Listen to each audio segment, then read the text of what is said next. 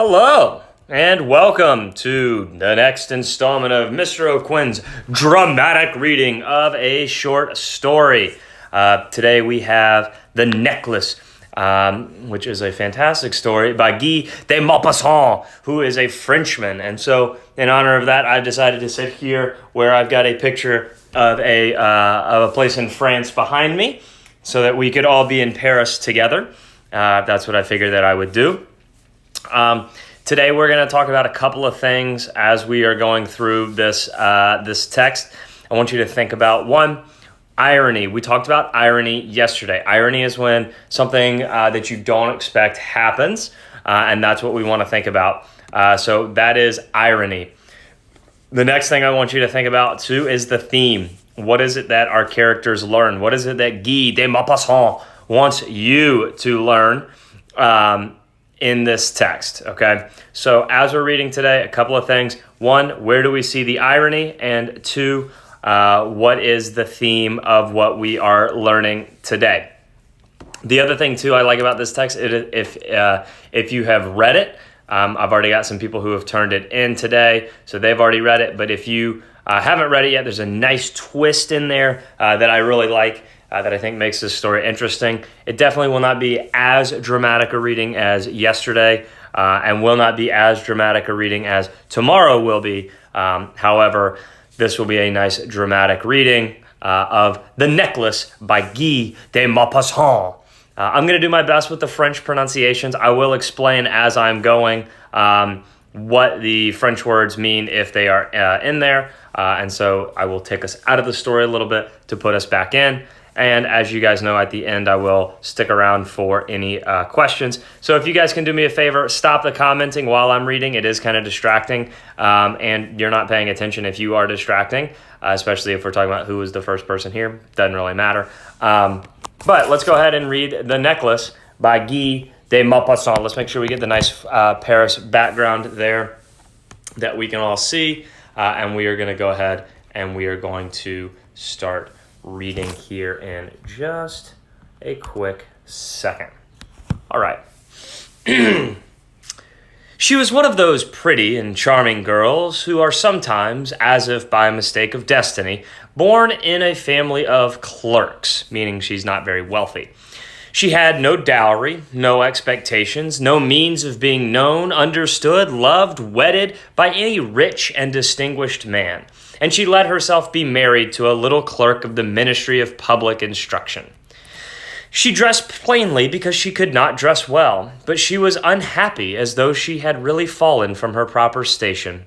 Since with women there is neither caste nor rank, and beauty, grace, and charm act instead as family and birth. So she is very beautiful, but she's very poor, and she's not really happy about it. Natural fineness, instinct for what is elegant, suppleness of wit are the sole hierarchy and make from women of people the equals of the greatest ladies. She suffered ceaselessly, feeling herself born for all the delicacies and all the luxuries. She suffered from the poverty of her dwelling, from the wretched look of the walls, from the worn-out chairs and the ugliness of the curtains. All those things of which another woman of her rank would never even have been conscious tortured her and made her angry.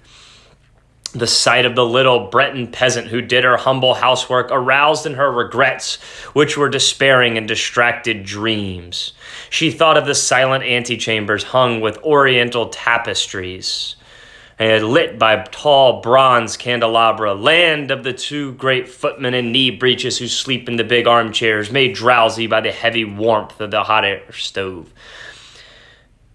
She thought, where am I getting these? They're in the text. In the text that I linked from. That's where I'm getting these from. She thought of the long salons filled up with ancient silk, of the delicate furniture carrying priceless curiosities, and of the coquettish perfumed boudoirs made for talks at 5 o'clock with intimate friends, with men famous and sought after, whom all women envy and whose attention they all desire. When she sat down to dinner before the round table covered with a cloth 3 days old opposite her husband, who uncovered the soup tureen and declared with an enchanted air, "Ah, the good pot au feu." That just means the food. "I don't know anything better than that." She thought of dainty dinners, of shining silverware, of tapestry which peopled the walls with ancient personages, and with strange birds flying in the midst of a fairy forest. And she thought of the delicious dishes served on marvelous plates, and of the whispered gallantries which you listened to with a sphinx-like smile while you were eating the pink flesh of a trout or the wings of a quail. So all of this, she's just thinking about how great it would be to be rich, and she's not. She had no dresses, no jewels, nothing, and she loved nothing but that. She felt made for that. She would have so liked to please, to be envied, to be charming, to be sought after. She had a friend, a former schoolmate at the Covenant, who was rich and whom she did not like to go and see anymore. She suffered so much when she came back. But one evening, her husband returned home with a triumphant air and holding a large envelope in his hand. "There," he said, "here is something for you." She tore the paper sharply and drew out a printed card which bore the words, "The Minister of Public Instruction and Mademoiselle Georgette Ramponneau request the honor of Madame and Monsieur Louisel's company at the Palace of the Ministry on Monday evening, January 18th. They're being invited to a big party. Instead of being delighted as her husband hoped, she threw the invitation on the table with disdain, murmuring, "What do you want me to do with that?" "But my dear, I thought you would be glad. You never go out, and this is such a fine opportunity. I had awful trouble getting it. Everyone wants to go. It is very select, and they are not giving many invitations to clerks. The whole official world will be there." She looked at him with an irritated eye, and she said impatiently, "And what do you want me to wear on my back?" He had not thought of that, he stammered. "Why, the dress you go in the theater in. It looks very well to me." He stopped, distracted, seeing that his wife was crying. Two great tears descended slowly from the corners of her eyes towards the corners of her mouth. And he muttered, "What's the matter? What's the matter?" But by a violent effort, she had conquered her grief, and she replied with a calm voice while she wiped her wet cheeks, "Nothing. Only I have no dress, and therefore I can't go to this ball. Give your card to some colleague whose wife is better equipped than I." He was in despair, and he resumed, "Come, let us see, Mathilde. How much would it cost a suitable dress which you could use on other occasions? Something very simple." She reflected several seconds, making her calculations and wondering also what sum she could ask without drawing on herself an immediate refusal and a frightened exclamation from the economical clerk. She's trying to think of how much she can ask for without him saying no. Finally, she replied hesitatingly, "I don't know exactly, but I think I can manage it with 400 francs. He had grown a little pale because he was laying aside just that amount to buy a gun and treat himself to a little shooting next summer on the plain of Nanterre, with several friends who went to shoot larks there of a Sunday. But he said, "All right, I will give you 400 francs and try to have a pretty dress." The day of the ball drew near, and Mademoiselle Louiselle seemed sad, uneasy, anxious. Her dress was ready, however. Her husband said to her one evening, "What is the matter? Come, you've been so queer these days." She answered, "It annoys me to not have a single jewel, not a single stone, nothing to put on. I shall look like distress. I should almost rather not go at all." He resumed, "You might wear natural flowers. It's very stylish at this time of year. For 10 francs, you can get 2 or 3 magnificent roses." She was not convinced. "No, there's nothing more humiliating than to look poor amongst other rich women who are rich." But her husband cried, "How stupid you are! Go and look into your friend, Mademoiselle Forestier, and ask her to lend you some jewels. You're quite thick enough with her to do that." She uttered a cry of joy. "It's true! I never thought of that." And the next day she went to her friend and told of her distress. Mademoiselle Forestier went to a wardrobe with a glass door and took out a large jewel box and brought it back and opened it and said to Mademoiselle Louiselle, "Choose, my dear." She saw first some of the bracelets, then a pearl necklace, then a Venetian cross, gold and precious stones of admirable workmanship. She tried on the ornamentals before the glass, hesitated, could not make up her mind to part with them, to give them back. And she kept asking, "Haven't you any more?" "Why, yes. Look, I don't know what you like." All of a sudden, she discovered in a black satin box a superb necklace of diamonds, and her heart began to beat with an immoderate desire. Her hands trembled as she took it. She fastened it around her throat outside her high-necked dress and remained lost in ecstasy at the sight of herself. And then she asked, hesitating, filled with anguish, "Can you lend me that? Only that?" "Why, yes, certainly." She sprang upon the neck of her friend, kissed her passionately, and then fled with her treasure. The day of the ball arrived, and Mademoiselle made a great success. She was prettier than them all, elegant, gracious, smiling, and crazy with joy. All the men looked at her and asked her name, endeavored to be introduced. All the attachés of the cabinet wanted to waltz with her, and she was remarked by the minister himself. She danced with intoxication, with passion, made drunk by pleasure, forgetting all in the triumph of her beauty and the glory of her success, in a sort of cloud of happiness, composed of all this homage, of all this admiration, of all these awakened desires, and of that sense of complete victory, which is so sweet to a woman's heart. She went away about 4 o'clock in the morning. Her husband had been sleeping since midnight in a little deserted anteroom with 3 other gentlemen whose wives were having a very good time. He threw over her shoulders the wraps which he had brought, modest wraps of the common life, whose poverty contrasted with the elegance of the ball dress. She felt this and wanted to escape so as not to be remarked by the other women who were enveloping themselves in costly furs. Louiselle held her back. "Wait a bit. You'll catch a cold outside. I'll go and call a cab." But she did not listen to him and rapidly descended the stairs. When they were in the street, they did not find a carriage, and they began to look for one, shouting after the cabman who they saw passing by at a distance. They went down towards the Seine in despair and shivering with cold. At last, they found on the queue one of those ancient noctambulants coupés, which, exactly as they were ashamed to show their misery during the day, are never seen round Paris until after nightfall. It took them to their door in the Rue des Martyrs, and once more, sadly, they climbed up homeward. All was ended for her, and as to him, he reflected that he must be at the ministry at 10 o'clock.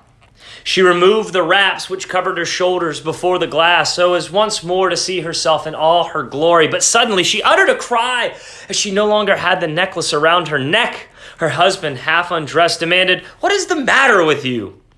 She turned madly towards him. I have lost Mademoiselle Forestier's necklace." He stood up distracted. "What? How? Impossible!" And they looked in the folds of the dress, in the folds of her cloak, in their pockets everywhere, but they did not find it. And he asked, "You're sure you had it on when you left the ball?" "Yes, I felt it in the vestibule of the palace." "But if you had lost it in the street, we should have heard it fall. It must be in the cab." "Yes, probably. Did you take his number?" "No." "And didn't you notice it?" "No." They looked thunderstruck at one another. At last, Louiselle put on his clothes. "I shall go back on foot," he said, "over the whole route which we have taken to see if I can't find it." And he went out. She sat waiting on the chair in her ball dress without the strength to go to bed, overwhelmed, without fire, without a thought. Her husband came back about 7 o'clock, and he had found nothing. He went to police headquarters, to the newspaper offices, to offer a reward. He went to the cab companies everywhere. In fact, however, he was urged by the last suspicion of hope. She waited all day in the same condition of mad fear before this terrible calamity. Louiselle returned at night with a hollow, paled face. He had discovered nothing. "You must write to your friend," he said, "that you have broken the clasp of her necklace and that you are having it mended. That will give us time to turn round." She wrote at his dictation. At the end of the week, they had lost all hope. And Louiselle, who had aged 5 years, declared, "We must consider how to replace the ornament." The next day they took the box which had contained it, and they went to the jeweler whose name was found within. He consulted his books. "It was not I, madame, who sold that necklace. I must simply have furnished the case." Then they went from jeweler to jeweler, searching for a necklace like the other, consulting their memories, sick both of them with chagrin and anguish. They found in a shop at the Palais Royal a string of diamonds which seemed to them exactly like the one they looked for. It was worth 40,000 francs. They could have it for 36. So they begged the jeweler not to sell it for 3 days, and yet they made a bargain that he should buy it back at 34,000 francs in case they found the other one before the end of February. Louisel possessed 18,000 francs, which his father had left him. He would borrow the rest. He did borrow, asking 1,000 francs of one, 500 of another, 5 louis here, 3 louis there. He gave notes, took up ruinous obligations, dealt with usurers, and all the race of lenders. He compromised all the rest of his life, risked his signature without even knowing if he could meet it, and frightened by the pains yet to come, by the black misery which was about to fall upon him, by the prospect of all the physical privations, of all the moral tortures which he was to suffer, he went to get the new necklace, putting down upon the merchant's counter 36,000 francs. When Mademoiselle Louisel took back the necklace, Mademoiselle Faustier said to her with a chilly manner, "You should have returned it sooner. I might have needed it." She did not open the case as her friend had so much feared. If she had detected the substitution, what would she have thought? What would she have said? Would she not have taken Mademoiselle Louisel for a thief? Mademoiselle Louisel now knew of the horrible existence of the needy. She took her part, moreover, all of a sudden, with heroism. The dreadful debt must be paid. She would pay it. They dismissed their servant. They changed their lodgings. They rented a garret under the roof. She came to know what heavy housework meant and the odious cares of the kitchen. She washed the dishes, using her rosy nails on the greasy pots and pans. She washed the dirty linens and shirts and the dishcloths which she tried upon the line. She carried the slops down to the street every morning and carried up the water, stopping for breath at every landing, and dressed like a woman of the people. She went to the fruiterer, the grocer, and the butcher, her basket on her arm, bargaining, insulted, defending her miserable money so by so. Each month they had to meet some notes, renew others, obtain some more time. So they're trying to pay back the debts and they're really struggling. They don't have any money. She's having to work really hard. Her husband worked in the evening, making a fair copy of some tradesman's accounts, and late at night he often copied manuscript for 5 sous a page. And this life lasted 10 years. At the end of 10 years, they had paid back everything with the rates of usury and the accumulations of the compound interest. Mademoiselle Louisel looked old now. She had become the woman of impoverished households, strong and hard and rough, with frowsy hair, skirts askew, red hands. She talked loud while washing the floor with great swishes of water. But sometimes, when her husband was at the office, she sat down near the window, and she thought of that gay evening of a long ago, of that ball where she had been so beautiful and so feted. What would have happened if she had not lost the necklace? Who knows? Who knows? How life is strange and changeful. How little a thing is needed for us to be lost or to be saved. But one Sunday, having gone for a long walk on the Champs-Élysées to refresh herself from the labors of the week, she suddenly perceived a woman who was leading a child. It was Mademoiselle Faustier, still young, still beautiful, still charming. Mademoiselle Louisel felt moved. Was she going to speak with her? Yes, certainly. And now that she had paid, she was going to tell her about it. Why not? She went up. "Good day, Jeanne." The other, astonished to be familiarly addressed by this plain goodwife, did not recognize her at all and stammered, "But madame, I do not know you. You must have mistaken." "No, I am Mathilde Louisel." Her friend uttered a cry. "Oh, my poor Mathilde, how you've changed." "Yes, I have had a hard day enough since I have seen you. Days wretched enough, and that because of you." "Of me? How so?" "Do you remember the diamond necklace which you lent me to wear at the ministerial ball?" "Yes." Well, I lost it." "What do you mean? You brought it back." "I brought you back another just like it, and for this we have been 10 years paying. You can understand that it was not easy for us who had nothing. At last it is ended, and I am very glad." Mademoiselle Faustier had stopped. "You say that you bought a necklace of diamonds to replace mine?" "Yes. You never noticed it then. They were very like." And she smiled with joy, which was proud and naive at once. Mademoiselle Faustier moved strongly, took her 2 hands. "Oh, my poor Mathilde. Why, my necklace was paste. It was worth at most 500 francs. So what she's saying is her necklace was fake. It was not worth 40,000 francs. It was only worth 500. and she spent her entire life paying it back. Yep, how's that for a twist for you? Not quite as intense as the Telltale Heart, but definitely that nice little twist at the end. Yep, I know. She spends her entire life, ruins her looks, her everything, and then come to find out that the necklace was a fake.